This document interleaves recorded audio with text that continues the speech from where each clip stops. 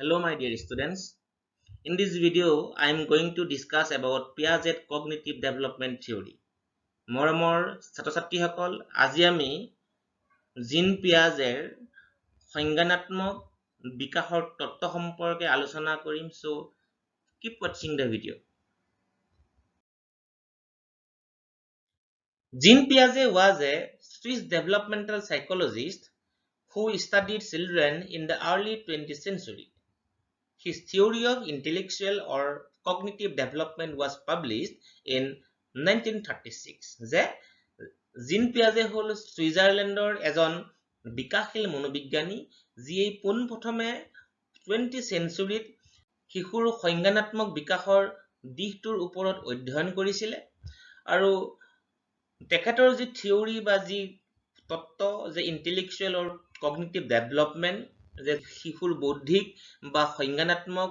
বিকাশৰ যি থিওৰি সেই থিওৰিটো 1936ত পাবলিছ হৈছিল। The term cognitive related to a person's consciousness of mind যে সংজ্ঞানাত্মক ধাৰণাই এজন ব্যক্তিৰ যি সচেতন মন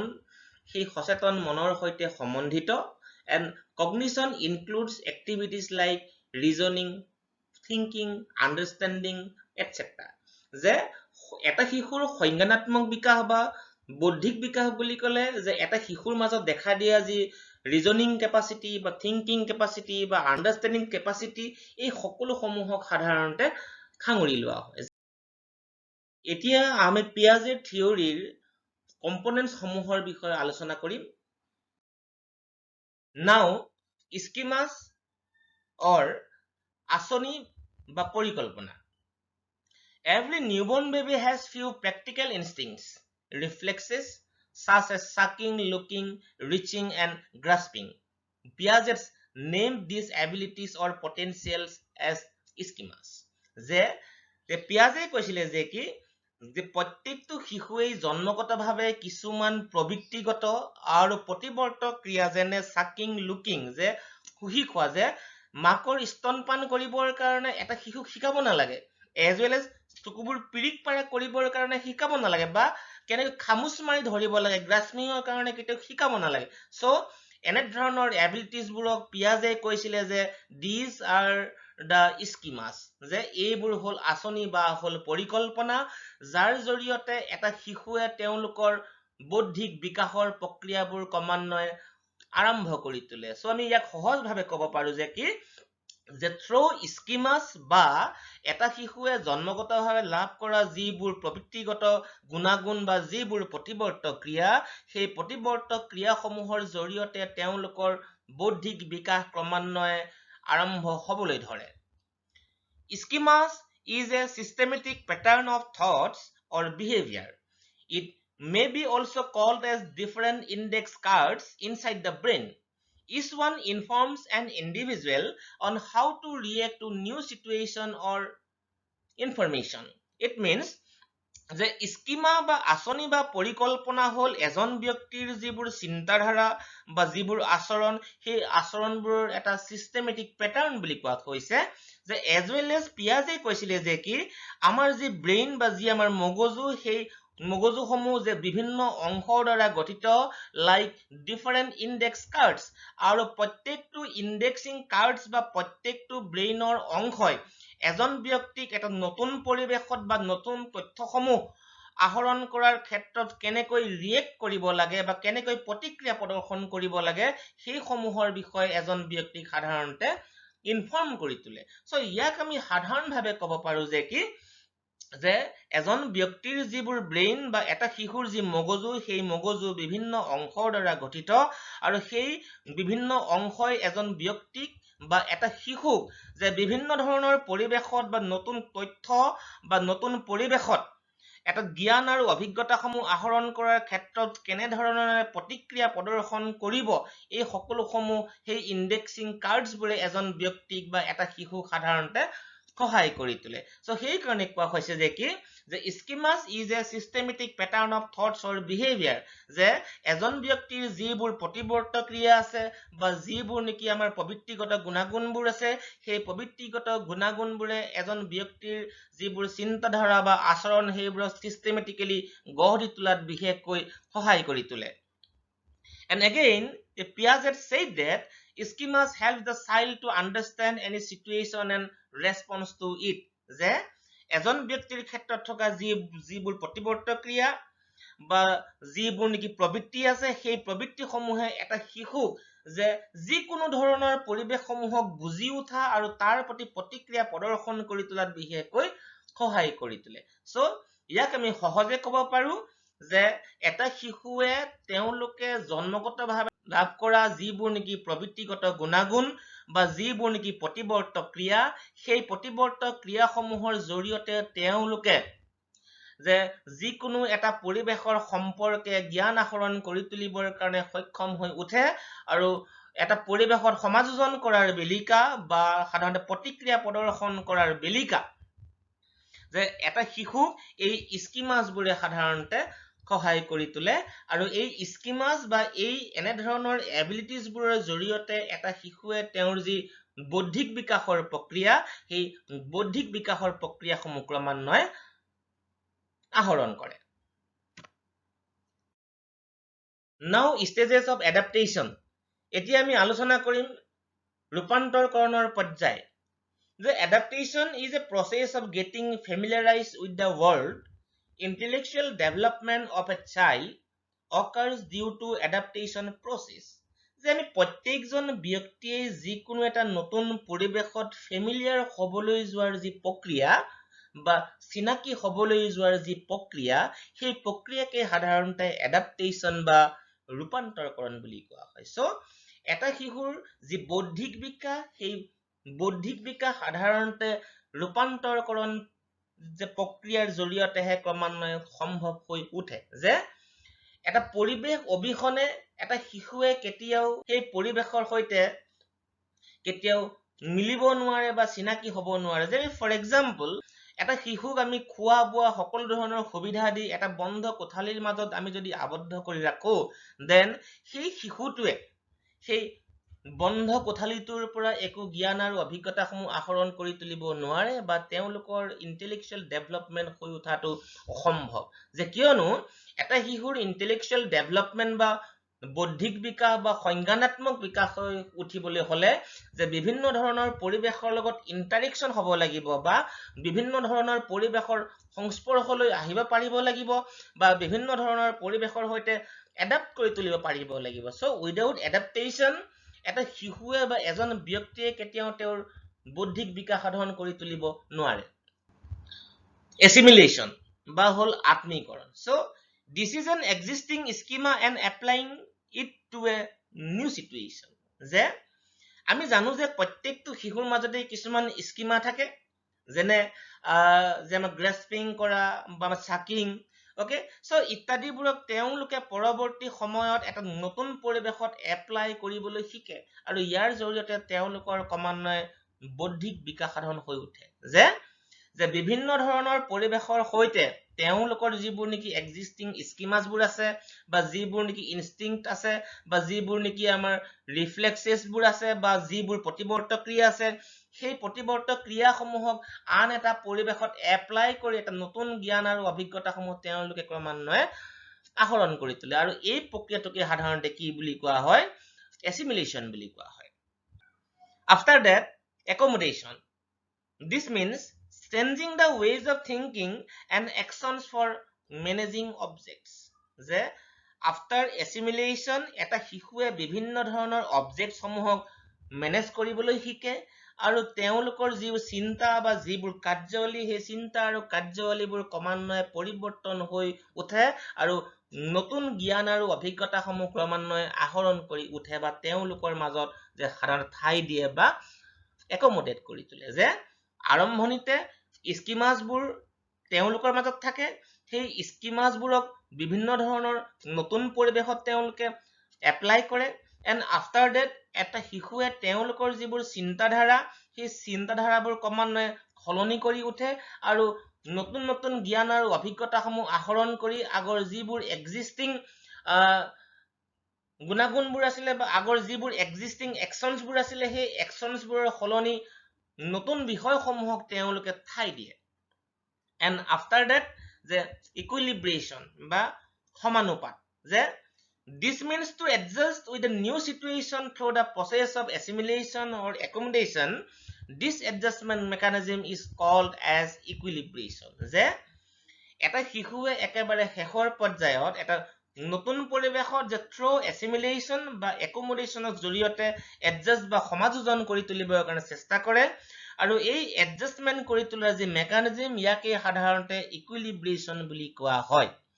ইয়াক আমি এনেকৈ ক'ব পাৰো যে এটা শিশুৱে আৰম্ভণি পৰ্যায়ত এটা পৰিৱেশৰ সৈতে চিনাকি হয় সেই পৰিৱেশৰ সৈতে চিনাকি হোৱাৰ ফলশ্ৰুতিত তেওঁলোকে বিভিন্ন ধৰণৰ নতুন নতুন জ্ঞান আৰু অভিজ্ঞতাসমূহ আহৰণ কৰিবৰ কাৰণে যিবোৰ এক্সিষ্টিং পটেনচিয়েলিটিজবোৰ আছে সেই এক্সিষ্টিং পটেনচিয়েলিটিজবোৰক তেওঁলোকে এপ্লাই কৰাৰ ফলস্বৰূপে ইয়াৰ পৰৱৰ্তী মুহূৰ্তত তেওঁলোকৰ যিবোৰ আচৰণ আছে সেই আচৰণবোৰ পৰিৱৰ্তন হয় তেওঁলোকৰ চিন্তাধাৰাবোৰ পৰিৱৰ্তন হয় আৰু গ্ৰেজুৱেলি যে বিষয়বস্তুসমূহ বা অবজেক্টছবোৰক তেওঁলোকে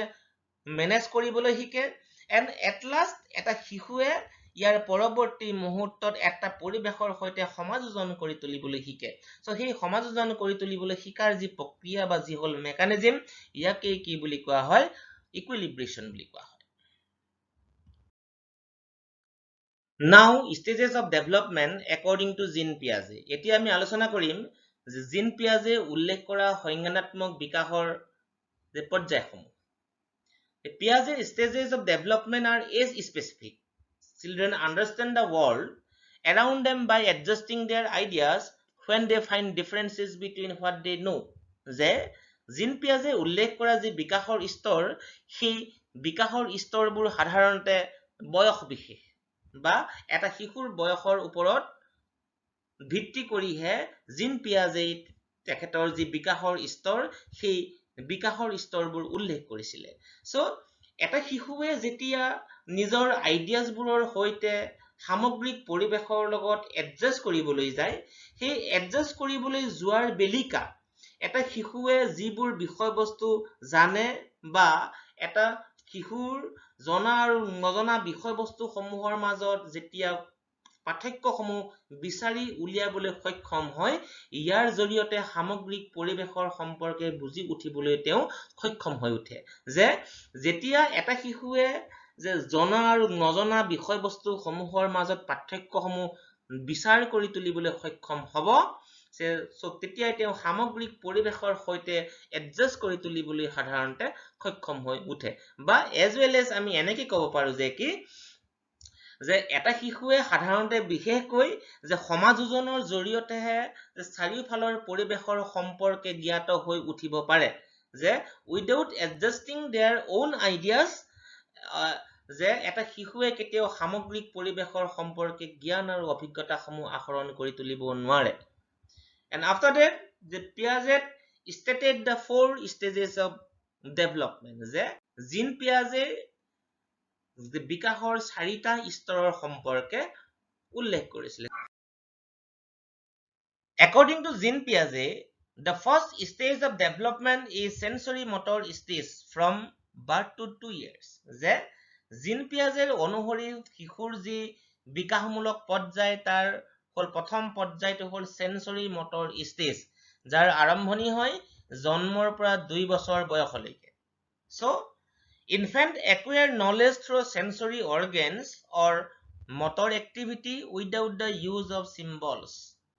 যে জন্মৰ পৰা 2 বছৰ বয়সলৈকে এটা শিশুৱে কোনো ধৰণৰ সিম্বলছ বা চিহ্নবোৰ ব্যৱহাৰ নকৰাকৈ কেৱল মাত্ৰ যি পঞ্চ ইন্দ্ৰিয় আছে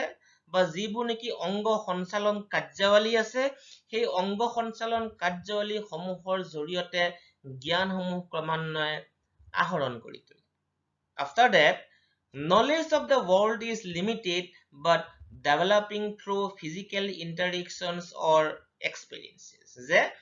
শিশুৰ কাৰণে জ্ঞানৰ পৃথিৱীখন হল একেবাৰে সীমিত যে সো সেই কাৰণে এটা শিশুৱে আৰম্ভণি পৰ্যায়ত যে বিভিন্ন ধৰণৰ বাহ্যিক সংস্পৰ্শ বা বিভিন্ন ধৰণৰ বাহ্যিক অভিজ্ঞতাসমূহৰ জৰিয়তেহে জ্ঞান আৰু অভিজ্ঞতাসমূহ ক্ৰমান্বয়ে আহৰণ কৰি উঠে যে কিয়নো এটা শিশুৱে কি ভাল আৰু কি বেয়া বুজি নাপায় সো তেওঁ লাভ কৰা যিবোৰ নেকি বাহ্যিক সংস্পৰ্শ আছে সেই বাহ্যিক সংস্পৰ্শৰ জৰিয়তে আৰম্ভণি পৰ্যায়ত তেওঁলোকে জ্ঞান আৰু অভিজ্ঞতাসমূহ আহৰণ কৰি তুলিবৰ কাৰণে সক্ষম হৈ পৰে and after that children acquire object permanence at about 7th month of the age it means যে এটা শিশুৱে 7 মাহ মান বয়সৰ পৰাই তেওঁলোকৰ যি অবজেক্ট পাৰ্মানেন্সৰ যি কেপাসিটি আছে সেই কেপাসিটিবোৰ ক্ৰমান্বয়ে একুয়াৰ কৰি তোলে বা স্মৃতি শক্তি তেওঁলোকে ক্ৰমান্বয়ে একুয়াৰ কৰি তোলে আৰু কথাবোৰ মনত ৰাখিব পৰা হয় বা বিভিন্ন ধৰণৰ এক্টিভিটিবোৰ মনত ৰাখিব পৰা হয় and at last at the end of this age some symbolic language abilities are developed যে জন্মৰ পৰা 2 বছৰ বয়সলৈকে বা 2 বছৰ শেষ হোৱাৰ আগে আগে এটা শিশুৱে ক্ৰমান্বয়ে যে বিভিন্ন ধৰণৰ সাংকেতিক যিবোৰ নেকি গুণাগুণ সেই গুণাগুণবোৰ বিকশিত হৈ উঠে যে বিশেষকৈ যিবোৰ সাংকেতিক ভাষা যেনেকৈ ফৰ এক্সাম্পল আমি সকলোৱে জানো যে আমাৰ শিশুৱে আৰম্ভণি পৰ্যায়ত যে আমি যদি মাছ খোৱাৰ যদি কথা কওঁ নেন খাম P P P E E D D so এনে ধৰণৰ কিছুমান যে সিম্বলিক ল্যাঙ্গুৱেজেছবোৰ তেওঁলোকে একুয়াৰ কৰি তোলে আৰু যাৰ জৰিয়তে এটা শিশুৱে তেওঁলোকৰ বিকাশৰ প্ৰক্ৰিয়াবোৰ এনেকৈ আৰম্ভ কৰে সো ইয়াত আমি সাধাৰণভাৱে আমি ক'ব পাৰো যে সেন্সৰি মটৰ ষ্টেজত এটা শিশুৱে যে যি পঞ্চ ইন্দ্ৰিয় আছে বা যি আমাৰ অংগ সঞ্চালন কাৰ্যাৱলী আছে সেই অংগ সঞ্চালন কাৰ্যাৱলীৰ জৰিয়তে এটা শিশুৱে জ্ঞান আৰু অভিজ্ঞতাসমূহ আহৰণ কৰি উঠে আৰু যে যিহেতু এটা শিশুৰ কাৰণে যিখন জ্ঞানৰ পৃথিৱী সেই জ্ঞানৰ পৃথিৱীখন সীমিত যে গতিকে বাহ্যিক সংস্পৰ্শৰ জৰিয়তে আৰম্ভণিতে তেওঁলোকে জ্ঞান অভিজ্ঞতাসমূহ আহৰণ কৰে আৰু 7 মাহ মানৰ পৰা তেওঁলোকৰ মাজত অবজেক্টছবোৰ পাৰ্মানেন্স কৰি তোলাৰ যি কেপাসিটি সেই কেপাসিটিবোৰ তেওঁলোকৰ মাজত আৰম্ভ হয় তেওঁলোকে মানুহ চিনি পোৱা হয় বা এয়া কোন এয়া সো এয়া মাক এয়া হল দেতাক সো আন অচিনাকি মানুহৰ ঠাইলৈ যাবলৈ এটা শিশুৱে নিবিচাৰে এন্ড এজ ৱেল এজ যে 2 বছৰ শেষ হোৱাৰ আগে আগে এটা শিশুৱে বিভিন্ন ধৰণৰ সাংকেতিক চিহ্নবোৰ তেওঁলোকে যে আসলে ভাষাৰ আকাৰে আহৰণ কৰি তোলে বা তেওঁলোকৰ মাজত বিকাশ হয় বুলি জিন পিয়াজে উল্লেখ কৰিছিল According to Jean Piaget, the second stage of development is pre-operational stage from 2 years to 6 to 7 years. যে এই pre-operational stage জিন পিয়াজে উল্লেখ কৰিছিল যে কি এটা শিশুৰ 2 বছৰৰ পৰা 6 বা 7 বছৰ বয়সলৈকে সীমাবদ্ধ According to Jean Piaget, child acquire knowledge through the use of symbols, language, memory and imagination. যে এই প্ৰি অপাৰেশনাল পৰ্যায়ত এটা শিশুৱে বিশেষকৈ বিভিন্ন ধৰণৰ চিহ্ন বা বিভিন্ন ধৰণৰ ভাষা স্মৃতি শক্তি বা কল্পনা শক্তিৰ জৰিয়তে জ্ঞানবোৰ আহৰণ কৰি উঠে after that thinking is done in a non logical non reversible manner যে এই পৰ্যায়ত এটা শিশুৰ যিবোৰ চিন্তাধাৰা সেইবোৰ পৰিৱৰ্তন কৰি তুলিব নোৱাৰা হয় বা অযুক্তিকৰ হয় বুলি জিন পিয়াজে সাধাৰণতে বিশেষকৈ উল্লেখ কৰিছিলে and as well as egocentric thinking predominates যে এই বয়সত শিশুবোৰ খুব স্বাৰ্থপৰ হয় যে কেৱল নিজৰ স্বাৰ্থৰ বাবে আৰু একো চিনি নাপায় and after that their vocabulary increases from about 200 words at 2 years to about 2000 words at the 7 years যে এই পৰ্যায়ত যে 2 বছৰ বয়সত এটা শিশুৰ যি ভকেবুলাৰী সেই ভকেবুলাৰীবোৰ 200 মান হয় and after that 7 বছৰ মান বয়সত এটা শিশুৰ যি ভকেবুলাৰী ষ্টকস সেই ষ্টকসবোৰ ক্ৰমান্বয়ে 2000 লৈ ইনক্ৰিজ হয় বুলি জিন পিয়াজে উল্লেখ কৰিছিল সো ইয়াক আমি সহজভাৱে এনেকৈ বুজিম যে কি যে জিন পিয়াজে উল্লেখ কৰা যি প্ৰি অপাৰেশনাল ষ্টেজ বা 2 বছৰৰ পৰা 6 বা 7 বছৰ বয়সলৈকে এটা শিশুৱে বিভিন্ন ধৰণৰ চিহ্ন, ভাষা, স্মৃতি আৰু কল্পনা শক্তিৰ জৰিয়তে জ্ঞানবোৰ আহৰণ কৰি তোলে আৰু এই বয়সত শিশুৰ যিবোৰ চিন্তাধাৰা সেইবোৰ নন ৰিভাৰ্সিবল বা অযুক্তিকৰ হয় বা নন লজিকেল হয় এণ্ড এজ ৱেল এজ এই বয়সত এটা শিশু স্বাৰ্থপৰ হয় আৰু 2 বছৰ মান বয়সলৈকে এটা শিশুৰ যি ভকেবুলাৰী ষ্টক সেই ভকেবুলাৰীবোৰ ইনক্ৰিজ হৈ ক্ৰমান্বয়ে 200 হয় এণ্ড এজ ৱেল এজ যে 7 বছৰ বয়সলৈকে এটা শিশুৰ মাজত যি ভকেবুলাৰী ষ্টকছ সেয়া 2000 লৈ বৃদ্ধি হোৱা সাধাৰণতে পৰিলক্ষিত হয়। According to Jean Piaget, the third stage of development is concrete operational stage from 7 years to 11 years. So according to Jean Piaget, in this stage there are 7 types of conservations as number, length, liquid, mass, weight, area and volume. যে 7 বছৰৰ পৰা 11 বছৰ বয়সত এটা শিশুৱে যে 7 প্ৰকাৰে তেওঁলোকে জ্ঞানসমূহ সংৰক্ষণ কৰি তোলে যেনে সংখ্যা, দৈৰ্ঘ্য, তৰলতা, ভৰ, ওজন, ক্ষেত্ৰফল, আয়তন ইত্যাদিৰ বিষয়ে জ্ঞানসমূহ সংৰক্ষণ কৰি তুলিবৰ কাৰণে সক্ষম হৈ উঠে। After that, children acquire knowledge through logical and systematic manipulation of symbols related to concrete objects. যে এই বয়সত এটা শিশুৰ যিবোৰ জ্ঞান সেই জ্ঞানবোৰ যুক্তিসংগত হয় আৰু সিস্টেমেটিক্যালি তেওঁলোকে অৰ্থপূৰ্ণ যিবোৰ বিষয়বস্তু আছে সেই অৰ্থপূৰ্ণ বিষয়বস্তুসমূহক সজাই পৰাই তুলিবৰ কাৰণে সক্ষম হৈ পৰে। After that, operational thinking develops and egocentric thoughts diminish. যে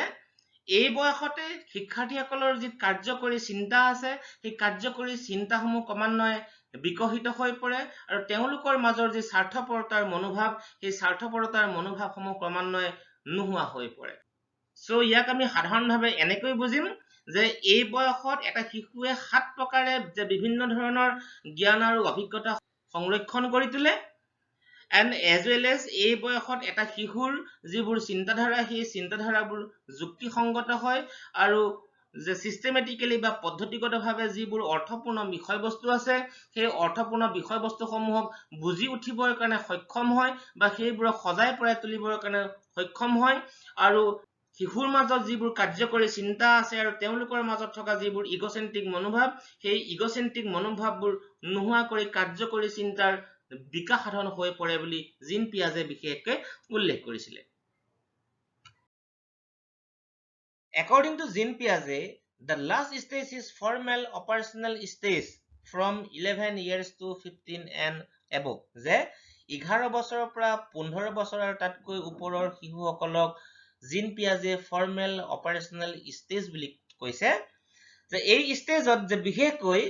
develops the ability of abstract thinking, hypothetical and contrary to fact information. যে এই পৰ্যায়ত এটা শিশুৰ মাজত অবাস্তৱ চিন্তাধাৰা বা আগতীয়া অনুমান কৰি তুলিব পৰা গুণাগুণ as well as সত্য ঘটনা বা সত্য কথাসমূহ জানি উঠাৰ গুণাগুণসমূহ তেওঁলোকৰ মাজত বিকশিত হৈ উঠে। And after that, understand the concept of proportion and become capable of thinking about their own thought process. যে এই পৰ্যায়ত এটা শিশুৱে তেওঁলোকৰ যিবোৰ চিন্তাধাৰা সেই চিন্তাধাৰাসমূহৰ বিষয়ে বুজি উঠিবলৈ সক্ষম হৈ উঠে as well as সমানুপাতৰ যিবোৰ ধাৰণা সেই সমানুপাতৰ ধাৰণাসমূহো বুজিবলৈ সক্ষম হৈ উঠে। After that, capable of evaluating the quality and logic of those thoughts. যে এটা শিশুৱে এই পৰ্যায়ত তেওঁলোকৰ যিবোৰ চিন্তাধাৰা আছে সেই চিন্তাধাৰাসমূহৰ গুণাগুণ আৰু ইয়াৰ তৰ্কসমূহৰ মূল্যায়ন কৰি তুলিবৰ কাৰণে সক্ষম হয় আৰু সেইবাবে এই পৰ্যায়ত এটা শিশুৱে যে বিভিন্ন ধৰণৰ বিষয়ত যুক্তি প্ৰদৰ্শন কৰা পৰিলক্ষিত হয়। And at last, they can do mathematical calculations and think creatively. যে এই পৰ্যায়ত এটা শিশুৱে বিভিন্ন ধৰণৰ অংকৰ সমস্যাসমূহ বা mathematical calculationসমূহ কৰি তুলিবৰ কাৰণে সক্ষম হয় as well as এই পৰ্যায়ত এটা শিশুৰ মাজত যে সৃষ্টিশীলতাৰ যিবোৰ মনোভাৱ সেই মনোভাৱবোৰ বিকশিত হৈ পৰে বুলি জিন পিয়াজে উল্লেখ কৰিছিলে। যে ইয়াক আমি সাধাৰণভাৱে ক'ব পাৰো যে কি যে ফৰ্মেল অপাৰেশ্যনেল ষ্টেজত এটা শিশুৰ যিবোৰ আচৰণ সেই আচৰণবোৰ আনুষ্ঠানিক হৈ পৰে বা ফৰ্মেল হৈ পৰে যে অবাস্তৱ চিন্তাধাৰাবোৰ কৰিব পাৰে, আগতীয়া অনুমান কৰি তুলিব পাৰে আৰু সত্য তথ্য বা ঘটনাসমূহ জানি উঠিবৰ কাৰণে সক্ষম হৈ উঠিব পাৰে বা বিভিন্ন ধৰণৰ উপায়েৰে তেওঁলোকে জানি উঠিবৰ কাৰণে সক্ষম হৈ উঠিব পাৰে। এজ ৱেল এজ এই পৰ্যায়ত এটা শিশুৱে তেওঁলোকৰ যিবোৰ আচাৰ আচৰণ আছে বা চিন্তাধাৰাবোৰ আছে সেই চিন্তাধাৰাসমূহক জানি উঠিবলৈ বা বুজি উঠিবৰ কাৰণে সক্ষম হৈ পৰে আৰু তেওঁলোকৰ যি চিন্তাধাৰা আছে সেই চিন্তাধাৰাৰ গুণগত মানদণ্ড আৰু ইয়াৰ তৰ্কসমূহক মূল্যায়ন কৰি তুলিবৰ কাৰণে সক্ষম হৈ উঠে। সো মাই ডিয়াৰ ষ্টুডেণ্টছ, ইমান সময় মোৰ ভিডিঅ'টি চাই থকাৰ বাবে ধন্যবাদ। আৰু যদি ভিডিঅ'টি চাই ভাল পাইছা, then please do like, share and comments and as well as subscribe the channel. Thank you.